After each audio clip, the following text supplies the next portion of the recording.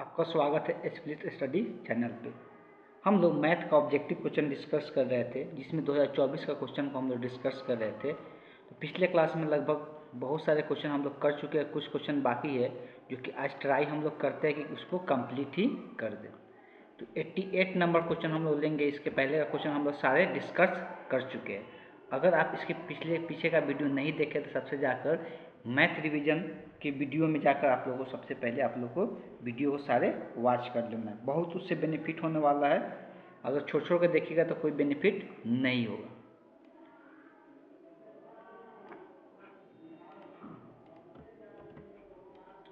तो ये मैट्रिक्स दिया हुआ है जिसका गुना करना है। मैट्रिक्स का हम लोग गुना सीखना है। तो मैट्रिक्स का गुना किस प्रकार से किया जाता है उसको समझना है। यहाँ पे मैट्रिक्स का सबसे पहले गुना करने के पहले इसके कोटि, इसके ऑर्डर को समझना होगा कि मैट्रिक्स का ऑर्डर क्या है, तभी जाके इसका हम लोग गुना को समझ सकते हैं। सबसे पहले ऑर्डर का बात करते हैं। तो ये तो ऐसे ऐसे जो लाइन रहता है उसको हम लोग रो कहते हैं। क्या कहते हैं? रो कहते हैं। ये एक रो है, ये दूसरा रो है, ये तीसरा रो है। रो की संख्या, तो इसको कोटि ऑर्डर में पहले यहाँ पर क्या 3 रो है तो 3 पहले लिखते हैं। फिर गुना का साइन देके एक ही कॉलम है, मतलब खा लाइन एक ही इसमें आ रहा है, तो यहाँ पर 3 गुने 1। इसका कोटि जो ऑर्डर हुआ कितना हुआ? 3 गुने 1 हो गया। अब इसका बात करेंगे तो इसमें रो की संख्या कितना? एक ही है। एक ही में ये तीनों आ जा रहे हैं तो एक हो गया गुने। कॉलम कितना है? तो 1 2, ये 2 ये 3, तो 3 कॉलम है तो एक गुने का हो जाएगा 3 हो जाएगा। तो इसका ये कोटि हो गया। तो इसका ये कोटि का बात करेंगे, ऑर्डर का बात करेंगे तो 1 गुने 3, इसका 3 गुने 1 है। गुना का नियम क्या है? गुना का नियम ये है कि इसका नंबर ऑफ जो कॉलम होता है, इसका नंबर ऑफ जो रो होता है, ये दोनों मैट्रिक्स का गुना तभी हो सकता है जब दोनों के दोनों ये क्या हो? बराबर हो। इसका नंबर ऑफ कॉलम, पहला वाला का कॉलम दूसरे वाला का रो के क्या होना चाहिए? बराबर होना चाहिए। ठीक है। तो ये दोनों बराबर होगा तभी जाके ये गुना का पहुँचा। गुना करके जो आएगा मैट्रिक्स का ऑर्डर वो क्या आएगा? 3 गुने 3। ये जो इसका पहला रो और इसका अंतिम कॉलम को ही गुना का ऑर्डर आता है। 3 गुने 3 मैच, मतलब 3 गो रो भी होगा, 3 गो कॉलम भी होगा, 3 गो रो भी होगा और 3 कॉलम भी होगा। गुना करने का नियम क्या है उसको थोड़ा सा समझ लेते हैं। गुना करने का नियम यह है कि पहला मैट्रिक्स का पहला रो लिया जाता है और दूसरे मैट्रिक्स का पहला कॉलम के साथ गुना किया जाता है। इसका पहला रो, इसका पहला कॉलम, इसका सबसे पहला एलिमेंट यही बनता है। हमको पता चल चुका है 3 कॉलम बनेगा तो पहला दूसरा 3 एलिमेंट पहला रो में आना चाहिए, तभी जाकर 3 कॉलम का निर्माण हो पाएगा। तो गुना इसमें -3 में इसका पहला रो कितना है? -3 है। इसका पहला कॉलम क्या है? 1 है। तो -3 में 1 से गुना होगा, यहाँ पर क्या आ जाएगा? 3 आ जाएगा। फिर पहला रो चलते रहेगा जब तक इसका सारा कॉलम खत्म नहीं हो जाता, और जब तक कॉलम खत्म नहीं होगा इसका पहला रो दिखाते रहेगा। तो यहाँ पर पहला रो दूसरे कॉलम के साथ गुना होगा तो -3 में 18 से गुना होगा तो -18 हो जाएगा। पहला रो के साथ तीसरा कॉलम का गुना होगा तो -3 में -4 से गुना होगा तो माइनस माइनस प्लस हो जाएगा, 4 ये 12 हो जाएगा। अब यहाँ पे इसका कॉलम खत्म हो गया, तब अब यहाँ पे आ जाएंगे इसके दूसरे रो में। इसका दूसरा रो के पहले कॉलम के साथ गुना होगा तो 5 में 1 से गुना होगा तो 5 ही रह जाएगा। फिर 5 में दूसरे कॉलम के साथ गुना होगा तो 5 में 6 से गुना होगा तो 5 6 30 हो जाएगा। फिर 5 में -4 से गुना होगा तो 4 -4 25 20 हो जाएगा।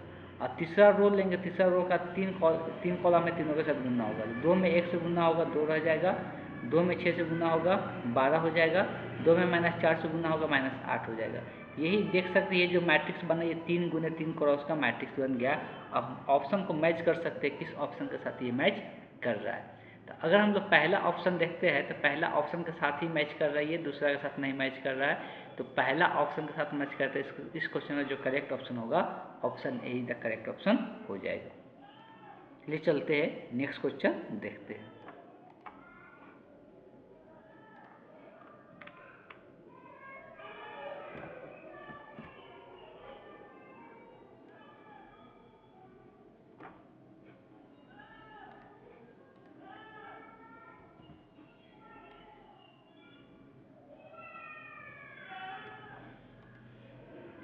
अब यहाँ पे जो है ए है, ए के पावर 5 का मान निकालना है।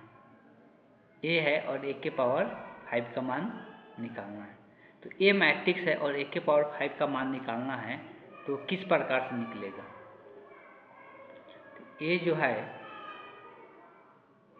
0 1 1 0, ये हम लोग का ए मैट्रिक्स है। ठीक, और a के पावर 5 का मान निकालना है तो इसको एक एक करके गुना करके निकालना पड़ेगा, एक ही बार डायरेक्ट नहीं निकाल सकते। पहले हम क्या करें, ए स्क्वायर निकाल लें। ए स्क्वायर निकालने मतलब क्या है कि ए गुने ए होगा, यही होगा ना, ए गुने ए होगा।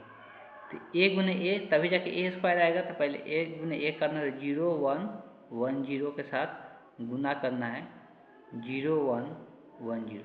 अब इस बात को ध्यान दे, अगर ये आइडेंटिटी मैट्रिक्स रहता, अगर ये आइडेंटिटी मैट्रिक्स को कहते हैं जिसका ये वाला डायगोनल एलिमेंट इसको बोला जाता है, अगर ये 1 1 रहे और बाकी 0 रहे तो उसका जितना भी स्क्वायर करो वही मैट्रिक्स रह जाता है। लेकिन यहाँ पर ये आइडेंटिटी मैट्रिक्स नहीं है, इसलिए हमको चेक करना पड़ेगा। इसलिए हमको क्या करना पड़ेगा, चेक करना पड़ेगा कि ये कितना होगा। तो अगर गुना का बात करते हैं तो गुना करने का तरीका बता दिए कि पहला रो का गुना जितना भी कॉलम रहेगा उसके साथ गुना होगा, ठीक है। तो पहला रो का गुना जितना भी कॉलम रहेगा उसके साथ गुना होगा। और इसका बात करते हैं तो ये पहला रो के साथ पहला कॉलम, तो इसमें 0 0 है, 0 1 है, यहाँ पर 0 1 है। तो 0 1 0 1 दोनों जगह 0 1, तो पहले 0 में 0 से गुना होता है, तो 0 गुने 0 प्लस इसमें 1 में 1 से गुना होता है, दोनों का दोनों क्या हो जाता है, जुड़ जाता है। उसमें एक ही एलिमेंट था तो जोड़ने वाला सवाल नहीं हो रहा था इसके पहले जो हम बना रहे थे। अब पहला रो के साथ दूसरे कॉलम का गुना होगा, तो 0 में 1 से गुना होगा, 1 में 0 से गुना होगा, तो 0 गुने 1 हो जाएगा प्लस 1 गुने 0 हो जाएगा। अब इसका कॉलम खत्म हो गया, तो अब इसका हम दूसरा रो में चलेंगे।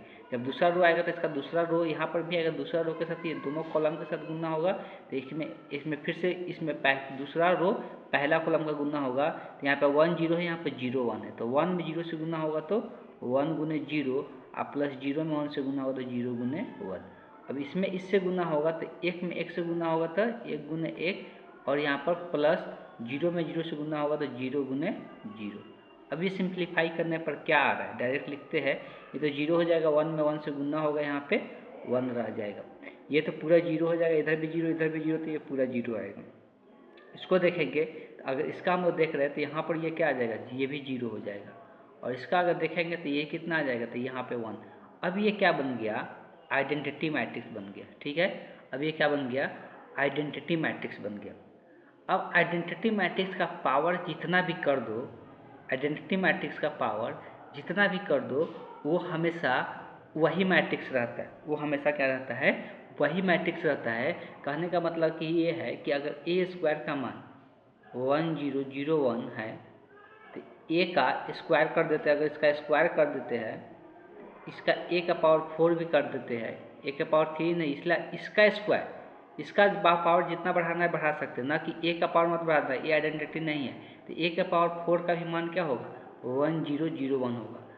इसका घात मतलब इसका घात अगर 2 कर देते हैं तो 2 दूना के 4 घात हो जाएगा, 3 करेंगे तो 6 हो जाएगा, तो 6 तक तो जाना नहीं है, तो 4 5 तो आ नहीं सकता है स्क्वायर करने पर, या इसके पावर 3 करने पर 4 ही आ सकता है। तो ये ए के पावर 4 का मान हो गया, ये ए का मान हो गया। अगर ए के पावर 4 और ए को गुना कर देते हैं, अगर ए के पावर 5 का मान निकालना है तो ए के पावर 4 में ए से गुना कर दें, ए के पावर 4 का मान कितना है, 1 0 0 1। इसका गुना करना है किसके साथ, ए के साथ, ए का मान कितना है, 0 1 1 0। अब इसको गुना करके चेक करते हैं क्या आता है। अब इसको थोड़ा सा डायरेक्ट करेंगे, पहला रो के दूसरे कॉलम के साथ है, 1 0 है 0 1 है, तो 1 में 0 से गुना होगा, 0 में 1 से गुना होगा, जुड़ के 0 ही आ जाएगा। फिर पहला रो का दूसरे कॉलम के साथ, तो 1 में 1 से गुना होगा, 0 में 0 से गुना होगा, यहाँ पर ये 1 ही आ जाएगा। अब यहाँ पर दूसरा रो का पहले कॉलम के साथ 0 में 0 से, 1 में 1 से, तो यहाँ पर भी जोड़ के क्या आ जाएगा, 1 आ जाएगा। फिर दूसरा रो का दूसरा कॉलम के साथ 0 में 1 से, 1 में 0 से, तो ये क्या आ जाएगा, 0 ही आ जाएगा। ये क्या देखने को मिला, जो ए के पावर 5 है, ये देखो ए के ही बराबर आ गया, किसके बराबर आ गया, ए के पावर 5 किसके बराबर हो गया, ए के पावर 5 ए के ही बराबर हो गया। इस तरह से हम लोग देखने को मिला, ठीक। इस बात को ध्यान, अब ये याद नहीं रख लेना है कि यहाँ पर ये 1 1 रहेगा तो हमेशा जितना भी पावर कर दो यही आएगा, ये नहीं आएगा। जैसे 2 पावर किए तो ये आया क्या, नहीं आया, सेम मैट्रिक्स अलग आया है, ठीक, आइडेंटिटी मैट्रिक्स आ गया। लेकिन आइडेंटिटी मैट्रिक्स का प्रयोग यहाँ पे करके ए स्क्वायर निकला था तो ए के पावर 4 का मान डायरेक्ट लिख लिए, इसलिए कि आइडेंटिटी मैट्रिक्स का जितना हो घात बढ़ाते जाओ, मतलब उस पर घात ऐड करते जाओ, तो उसका मान उतना ही रहता है, वो चेंज नहीं होता है, ठीक है। इस तरह से इस क्वेश्चन का जो आंसर हो गया ए हो गया। चलिए चलते हैं नेक्स्ट क्वेश्चन देखते हैं।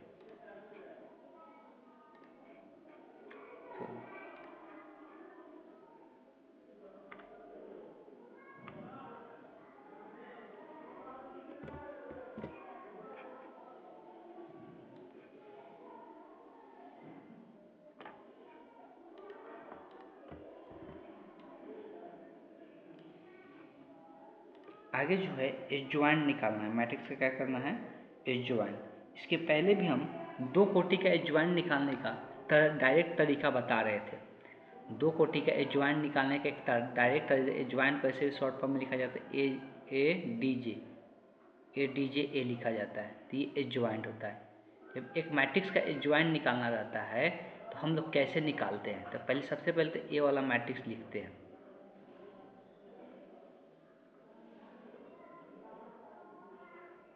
अब इसका एडजॉइंट हमको निकालना है। एडजॉइंट निकालने के लिए सब एलिमेंट का क्या करते हैं? कोफैक्टर निकालते हैं। कोफैक्टर का मतलब क्या होता है उसको समझना है। कोफैक्टर का मतलब होता है कि ये वाला एलिमेंट को छोड़कर आमने सामने का एलिमेंट काटा जो बच जाता है उसी एलिमेंट को यहाँ पर लिख देते हैं। दो बचे दो लिख देंगे, तो इसका 3 का कोफैक्टर का मान कितना आएगा? 2 आएगा। अब यहाँ का इसका निकालना है -5 का, तो आमने सामने का एलिमेंट छोड़ के क्या बच रहा है? -1। लेकिन मैट्रिक्स में एक हम लोग साइन पढ़ती है, ये प्लस होता है, ये माइनस होता है, फिर यहाँ प्लस माइनस होता है, फिर यहाँ प्लस होता है। तो यहाँ पर आ तो रहा है -1, लेकिन यहाँ माइनस साइन यहाँ पर होता है, यहाँ पर प्लस साइन होता है, इसलिए 2 लिख दिए थे। तो माइनस साइन होता है तो -1 आ रहा है, तो माइनस माइनस यहाँ पर क्या हो जाएगा? +1 हो जाएगा। अब -1 का कोफैक्टर निकालना है, इसका आमने सामने काटा देंगे -5 होगा, और यहाँ पर माइनस साइन होता है तो -5 आया तो यहाँ पर क्या बन जाएगा? +5 बन जाएगा। और 2 का कोफैक्टर निकालना तो इसका आमने सामने काटा देंगे, 3 बच रहा है, और ये प्लस में ही होता है तो 3 के 3 रह जाएगा, इसमें कोई परिवर्तन नहीं आएगा। यही कोफैक्टर नहीं होता, इसका हम लोग क्या करते हैं? ट्रांसपोज निकालते हैं, जिसको हम लोग डैश से भी दिखाते हैं या टी से भी हम लोग दर्शाते हैं ट्रांसपोज को। ट्रांसपोज में क्या करते हैं कि जो रो में रहता है उसको कॉलम में लिखते हैं, जो कॉलम में रहता है उसको रो में। मतलब पहला कॉलम क्या है? 2,5 है तो ये पहला रो बन जाएगा। दूसरा कॉलम क्या है? 1 3 है तो ये दूसरा रो बन जाएगा 1 3। तो इस तरह से रो जो होता है कॉलम में चेंज हो जाता है ट्रांसपोज में। एडजॉइंट ऑफ ए का मान यही हो जाएगा। अब इसका एडजॉइंट ऑफ ए दो कोटि का डायरेक्ट कैसे निकालते हैं? तो करना क्या है हमेशा कि इसको एक्सचेंज कर देना है। इस वाला डायगोनल एलिमेंट को क्या करना है? 2 के 3 है, 3 को 2 बनाना है, एक्सचेंज कर देना है। इसमें एक्सचेंज नहीं करना है, जो है वही रहेगा, सिर्फ साइन में परिवर्तन कर देना है। माइनस में है तो प्लस में कर देना है, तो वही एडजॉइंट हो जाता है ए का। तो ये डायरेक्ट निकालने का तरीका होता है, बस दो कोटि का ये डायरेक्ट निकालने का तरीका होता है। इसको एक्सचेंज कर देंगे, इसमें माइनस साइन है तो प्लस साइन कर देंगे, प्लस है तो माइनस कर देंगे, तो वही एडजॉइंट हो जाता है। इस क्वेश्चन का जो करेक्ट ऑप्शन होगा, option A is the correct option हो जाएगा। चलिए चलते हैं नेक्स्ट क्वेश्चन देखते हैं।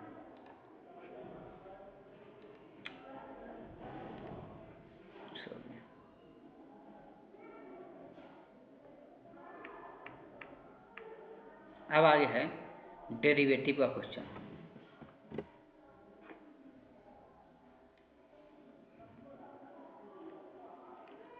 डेरिवेटिव में चैन रूल पहले से ही बोलते आ रहे हैं कि बहुत इंपॉर्टेंट होता है। चैन रूल सभी को ध्यान में होना चाहिए, तभी जाके डेरिवेटिव का क्वेश्चन आसान तरीका से बना सकते हैं। तो d by d x log sec x plus tan x, ठीक है। तो हमको डेरिवेटिव निकालना है, तो पहले हमको लॉग यहाँ पे दिख रहा है, और लॉग का जो डेरिवेटिव होता है 1/x होता है। अगर लॉग x रहता है तो उसका डेरिवेटिव 1/x होता है। अब यहाँ पर x की जगह पूरा इतना दिया हुआ है, तो क्या हो जाएगा? 1 बाई ये हो जाएगा sec x plus tan x हो जाएगा, 1 by sec x plus tan x हो जाएगा।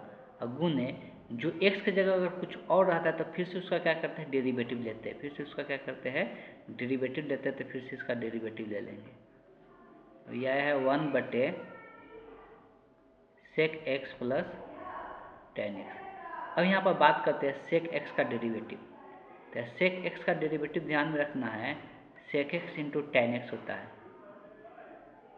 टेन एक्स का जो डेरिवेटिव होता है वो सेक स्क्वायर एक्स होता है। क्या होता है? सेक स्क्वायर एक्स हो जाता है। तो यही इस क्वेश्चन का आंसर होगा। लेकिन अगर आंसर में देखेंगे मैच करना चाहेंगे तो मैच नहीं करना। सबसे पहले तो ऊपर में से सेक एक्स कॉमन कर लेते हैं। सेक एक्स कॉमन कर लेंगे तो यहाँ बचेगा टेन एक्स, यहाँ पर बच जाएगा, 2 सेक था तो 1 सेक एक्स बच जाएगा। नीचे में क्या करते हैं? टेन को पहले लिख लेते हैं और सेक को बाद में लिख लेते हैं। अब यहाँ से tan x plus sec x क्या हो जाएगा? कट जाएगा, तो बच के क्या आ जा रहा है? तो सेक एक्स बच जा रहा है। यही इसका डेरिवेटिव निकल के आया। तो इस तरह से ऑप्शन बी इधर क्या हो जाएगा? इस क्वेश्चन का करेक्ट ऑप्शन हो जाएगा। चलिए चलते हैं नेक्स्ट क्वेश्चन देखते हैं।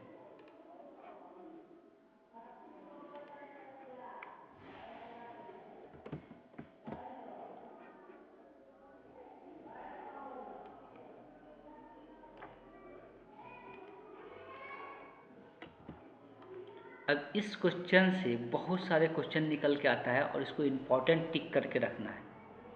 क्या इम्पोर्टेंट टिक करके रखना है, तो ये चीज़ें हम बताए थे, जो एक दूसरे के पूरक होता है उसका इन्वर्स का योग जो होता है वो कितने के बराबर होता है, तो π/2 के बराबर होता है। मतलब साइन और कॉस एक दूसरे का पूरक होता है, तो sine inverse x plus cos inverse x कितने के बराबर होता है, π/2 के बराबर। वैसे ही tan और कॉट एक दूसरे के पूरक होता है, tan inverse x plus cot inverse x कितने के बराबर होता है, π/2 के बराबर होता है।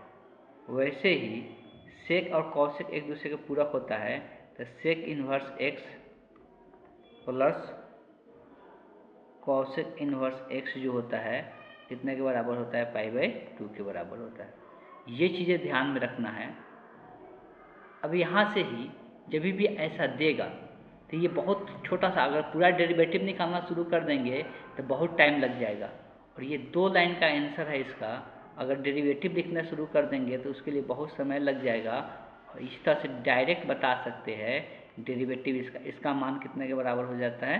यहाँ पर कॉसेक एक इन्वर्स एक्स है, इसका मान जो हो जाता है कितने के बराबर हो जाता है, π/2 के बराबर होता है।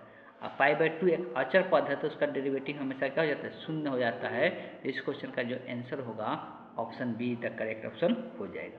बस यही चीज़ें ध्यान में रखना था। ये फार्मूला बहुत जल्दी से आंसर इसका बता सकते हैं, देखते ही ये पता चल गया कि ये कांस्टेंट है, अचर पद है, अचर पद का डेरिवेटिव क्या होता है, शून्य होता है। तो बिना कुछ पेन का यूज किए हम लोग टिक कर सकते हैं इस क्वेश्चन का ऑप्शन को। ठीक है, चलिए चलते हैं नेक्स्ट क्वेश्चन देखते हैं।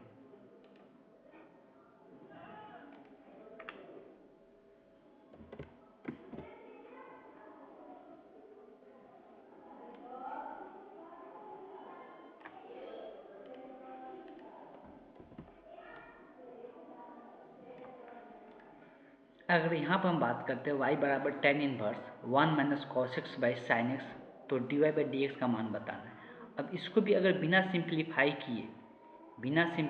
किए अगर हम सॉल्व करना शुरू कर देंगे तो इससे बहुत ज़्यादा समय लग जाएगा, और इसको करते रह जाएंगे बहुत ज़्यादा समय लग जाएगा। तो कुछ फार्मूला होता है जिसको हम लोग ध्यान रखना जरूरी है। वो फार्मूला क्या होता है उसको हम लोग थोड़ा सा ध्यान देंगे। एक तो ऊपर में लिखा 1 माइनस कॉस एक्स। पहले तो हम लोग बात करते हैं कॉस 2 थीटा का फार्मूला। तो कॉस 2 थीटा का फार्मूला जो होता है, अगर हम इसको किसके रूप में, तो हम चेक कर लेते हैं किसके रूप में। एक तो होता है 2 कॉस स्क्वायर थीटा माइनस 1 होता है। अगर 1 को इधर भेज देता है प्लस, तो ये अप्लाई होगा नहीं, इसको यूज नहीं करके 1 माइनस 2 साइन स्क्वायर थीटा का फार्मूला यूज कर सकते हैं। अब देखो, जब ये दोनों को साथ में लेंगे ना, जब ये दोनों को साथ में लेंगे तो कॉस 2 थीटा का जो फार्मूला आएगा 1 माइनस 2 साइन स्क्वायर थीटा होगा। हमको यहाँ से क्या करना है कि कॉस थीटा को इधर भेज देते हैं, तो इधर आ जाएगा तो 2 साइन स्क्वायर थीटा को इधर लेकर आ जाए तो 1 माइनस कॉस 2 थीटा हो जाएगा। यहाँ पे एंगल दिख रहा है एक्स, लेकिन यहाँ पे एंगल कितना है, 2 थीटा है, तो इसको आधा एंगल में बदल सकते हैं। मतलब अगर यहाँ पे थीटा करते तो यहाँ पर क्या हो जाएगा, थीटा/2 हो जाएगा। मतलब यहाँ पे जितना रहेगा उसका आधा यहाँ पे देखने को मिलेगा, 1 माइनस कॉस थीटा हो जाएगा। इस तरह से इसको हम लोग चेंज कर सकते हैं। अब यहाँ पे साइन एक्स है, तो साइन एक्स को क्या लिख सकते हैं, यहाँ पे जो साइन एक्स है तो साइन एक्स क्या लिख सकते हैं, साइन 2 थीटा का एक फार्मूला होता है। साइन 2 थीटा का फार्मूला क्या होता है, तो साइन 2 थीटा का फार्मूला होता है 2 sine theta into cos theta. हमको इसको आधा एंगल में चेंज करना है। अगर यहाँ पर थीटा कर देते हैं तो यहाँ पे क्या हो जाएगा, थीटा/2 हो जाएगा, साइन थीटा/2, यहाँ पर कॉस थीटा/2 हो जाएगा। ठीक, इस तरह से इसको हम चेंज कर सकते हैं।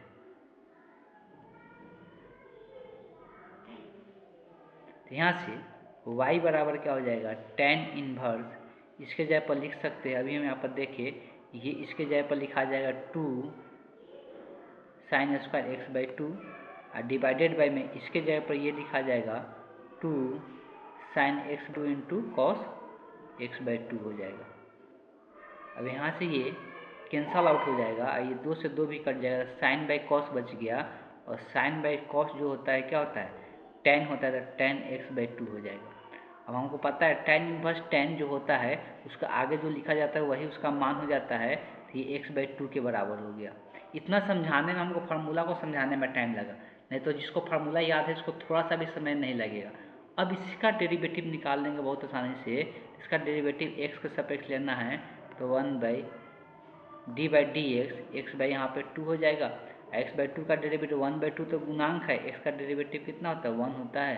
तो इस क्वेश्चन का जो आंसर हो जाएगा वो 1/2 हो जाएगा। तो इस क्वेश्चन का जो करेक्ट ऑप्शन है option see the correct option हो गया। चलिए चलते हैं नेक्स्ट क्वेश्चन देखते हैं।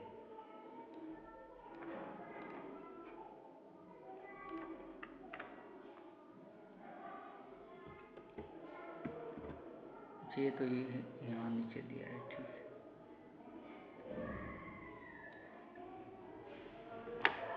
यहाँ पर भी डेरिवेटिव का ही बात हो रहा है कि x और y का अलग अलग जब मान दिया रहता है तब dy और x और y किसी दूसरे चर पर डिपेंड होता है और तब उसका डेरिवेटिव पूछता है।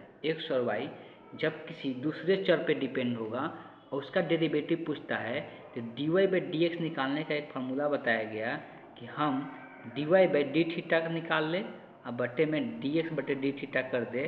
तो यहाँ से क्या हो जाएगा, ये थीटा के रूप में ही दिया हुआ है ना, तो थीटा के रूप में y का भी डेरिवेटिव ले लेते हैं, x का डेरिवेटिव भी थीटा के रूप में ले लेते हैं और यहाँ पर रख देते हैं तो dy/dx निकल जाता है। सबसे पहले y को ही लेते हैं, तो y दिया हुआ है b sin theta, sorry y दिया क्या दिया b tan थीटा दिया हुआ है। तो उसका अगर डेरिवेटिव लेते हैं dy/d थीटा, थीटा के रूप में डेरिवेटिव लेते हैं तो b tan थीटा का डेरिवेटिव अभी थोड़ा देर पहले ही लिखे क्या होता है सेक स्क्वायर थीटा होता है। अब वैसे ही x बराबर दिया हुआ है a सेक थीटा, तो इसका डेरिवेटिव थीटा का सापेक्ष dx/d theta a sec theta का डेरिवेटिव अभी बताया था सेक थीटा इंटू क्या होता है tan थीटा होता है। अब दोनों का डेरिवेटिव निकाल लिया, अब यहाँ पर इसका मान रख देंगे तो dy/dx का जो मान होगा ऊपर में y वाला का डेरिवेटिव लिखना है तो ऊपर में क्या आएगा b सेक स्क्वायर थीटा, नीचे में क्या आ जाएगा, नीचे में a sec theta into tan theta. तो यहाँ से एक सेक थीटा से सेक थीटा क्या हो गया कट गया, यहाँ पर क्या हो जाएगा b/a हो जाएगा और यहाँ से हो जाएगा ये सेक थीटा बटे में, हमको इसको सिंप्लीफाई करके लिखना है तो सभी को पहले चेंज करते हैं। अगर टेन को चेंज करेंगे तो साइन थीटा बटे कॉस थीटा लिखाएगा, इसलिए सबको चेंज करते हैं। सेक थीटा को लिख सकते हो 1/, क्या तो 1/1/, कॉस थीटा लिख सकते हैं। और टेन थीटा जो होता है तो नीचे में टेन थीटा है तो नीचे में टेन थीटा है तो साइन थीटा लिखाएगा, अब बटे कॉस थीटा लिखाएगा तो नीचे में क्या हो जाएगा कॉस थीटा हो जाएगा। अब यहाँ से ये कॉस थीटा से कॉस थीटा क्या हो जाएगा कट जाएगा, हमको पता है बचा क्या, तो 1/साइन थीटा बचा और 1/साइन, साइन किसका उल्टा होता है कॉसेक का, यहाँ पर लिख सकते हैं इसको कॉसेक थीटा। तो b/a कॉसेक थीटा इस क्वेश्चन का आंसर हो जाएगा। तो इस क्वेश्चन का जो करेक्ट ऑप्शन है option be the correct option हो जाएगा। चलिए चलते हैं नेक्स्ट क्वेश्चन देखते हैं कि अगला क्वेश्चन क्या दिया हुआ है। ये ट्राई करते हैं कि आज कंप्लीट कर लेगा कोई, 12 सा क्वेश्चन नहीं मिलेगा तो हम लोग कंप्लीट ही कर लेंगे।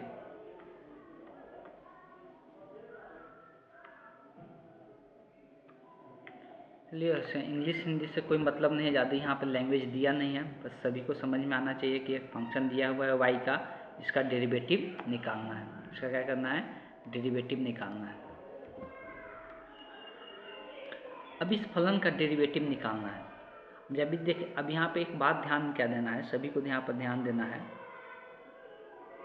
Sign x plus root under sin x, ऐसे ही रूट अंडर साइन एक्स बढ़ते जा रहा है plus dot dot dot infinity, ठीक है।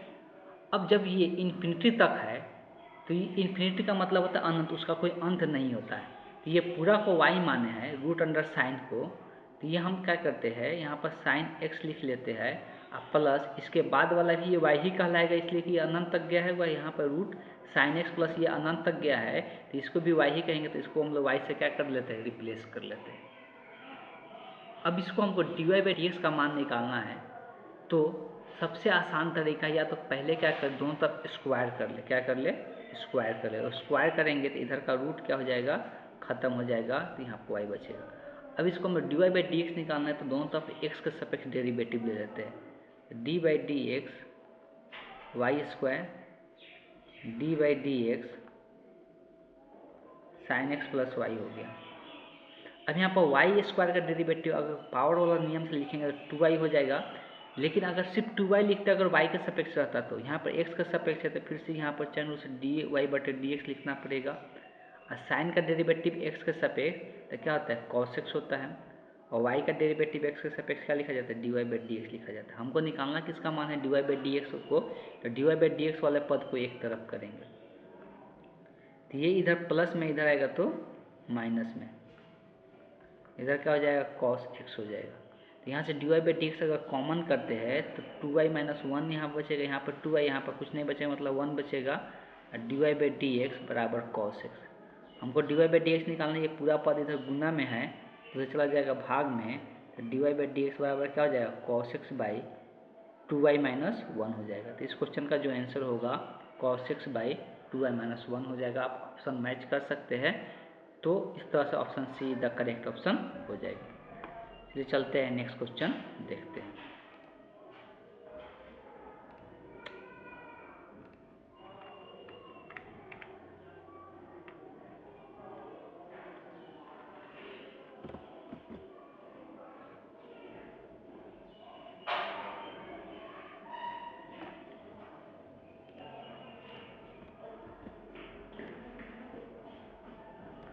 इस क्वेश्चन का सेकेंड ऑर्डर डेरिवेटिव हम लोग को फाइंड आउट करना है।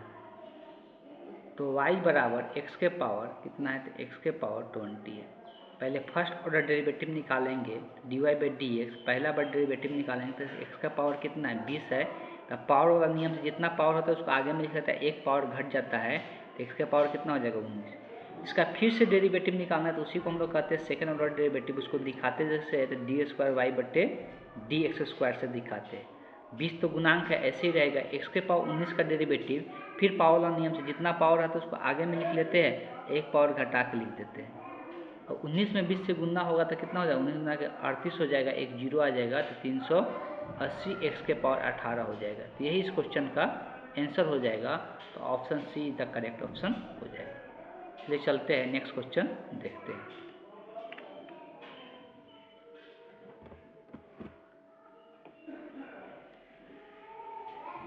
शायद इसका इंटीग्रेशन हम बता चुके हैं, शायद इसका इंटीग्रेशन हमको लगता है बता चुके हैं। अब इसको हम देखते हैं तो दिया हुआ है इंटीग्रेशन √1 प्लस cos 2x। अभी थोड़ा देर पहले ही फार्मूला का चर्चा हो रहा था कि ये जो फार्मूला होता है तो अब याद ही रखना 1 प्लस cos 2x का जो फार्मूला होता है 2 cos² x होता है, क्या होता है, और 1 माइनस cos 2x का जो होता है अभी हम थोड़ा देर पहले ही बताए थे ये 2 sin² x का होता है। तो यही दोनों फार्मूला ध्यान में रखना है। तो यहाँ पे जो चेंज होगा, यहाँ पे जो चेंज होगा ये क्या बन जाएगा, तो √2 cos² x इंटू dx हो जाएगा। तो यहाँ से cos तो बाहर निकल जाएगा, √2 बाहर नहीं निकलेगा तो √2 अंदर ही रह जाएगा, cos x बाहर निकल जाएगा, इसलिए स्क्वायर है तो रूट से बाहर निकल जाएगा, √2 तो ऐसे ही रह जाएगा। cos x का इंटीग्रेशन जो होता है क्या होता है sin x हो जाता है, तो √2 sin x प्लस क्या हो जाएगा c हो जाएगा। तो इस क्वेश्चन का जो करेक्ट ऑप्शन होगा option be the correct option हो जाएगा। चलिए चलते हैं नेक्स्ट क्वेश्चन देखते हैं।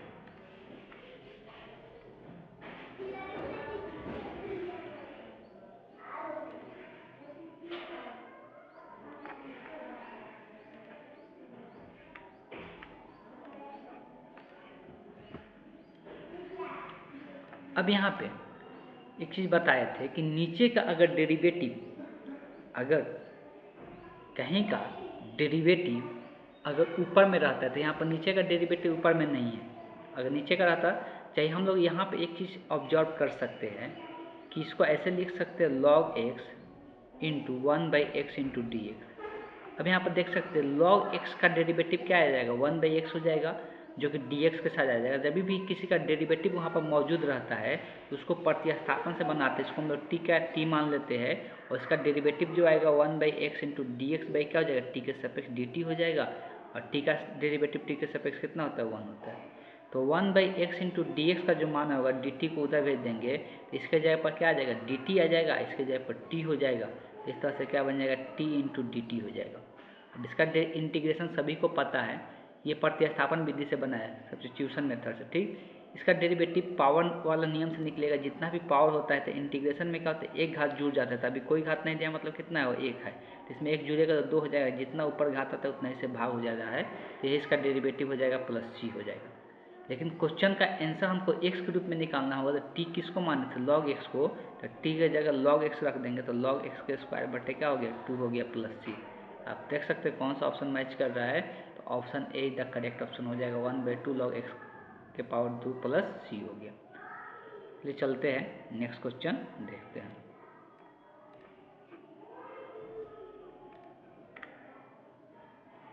अब आ गया 99 नंबर क्वेश्चन। ये भी सेम उसी प्रकार से बनेगा जो अभी बता रहे थे। ये भी सेम उसी प्रकार से बनेगा प्रतिस्थापन विधि से। अब यहाँ पर अगर यहाँ पर cos रूट एक्स है तो अभी से इसका डेरिवेटिव नहीं कर सकते हैं। तो ये रूट एक्स को अगर t मान लेते हैं, इसको ऐसे भी लिख सकते हैं cos root x into 1/√x into d x. अभी जैसे माने तो अगर इसको रूट एक्स को t मान लेते हैं, इसका डेरिवेटिव 1/x आता है। ये भी चीज़ बताया गया है। तो रूट एक्स बराबर क्या कर देना है, t पर प्रतिस्थापित कर देना। तब इसका डेरिवेटिव देंगे तो 1/2√x आता है। क्या आता है, 1/2√x। और t के सापेक्ष ले रहे थे, dx/dt लिखना पड़ेगा। t के सापेक्ष t का डेरिवेटिव कितना, 1 हो जाएगा। हमको 1/√2 सिर्फ चाहिए, दो इधर नहीं चाहिए। इधर से 1/√x इंटू डी एक्स है। तो बस इतना ही रखना है, बाकी को उधर। तो इधर ये भाग में है 2 तो इधर गुन्ना में आ जाएगा, और डी टी भी भाग में है तो इधर गुन्ना में आ जाएगा। तो 2 इंटू डी टी हो जाएगा। तो ये पूरा का जगह 2 इंटू डी टी हो जाएगा, इसके जगह पर टी हो जाएगा। तो ये क्या बन जाएगा, कॉस यहाँ पे टी हो गया, इसके जगह पर 2 इंटू डी टी हो गया। 2 तो गुणांक है, बाहर निकल जाएगा। जो इंटीग्रेशन करना रहेगा cos T into D T का करना रहेगा। तो कॉस का इंटीग्रेशन सभी को पता है साइन होता है, साइन टी ही हो जाएगा प्लस सी हो गया। इसलिए टी के सापेक्ष ही कर रहे हैं। अब साइन टी है तो टी का आप मान रख दो, 2 इंटू साइन टी के जगह क्या, रूट एक्स माने तो रूट एक्स हो गया प्लस सी। अब ऑप्शन मैच कर सकते हैं। Option A the correct option हो जाएगा इस क्वेश्चन का। चलिए चलते हैं नेक्स्ट क्वेश्चन देखते हैं। आज थोड़ा सा फास्ट हम लोग काम किए, इसलिए कंप्लीट कर ही लेना था आज।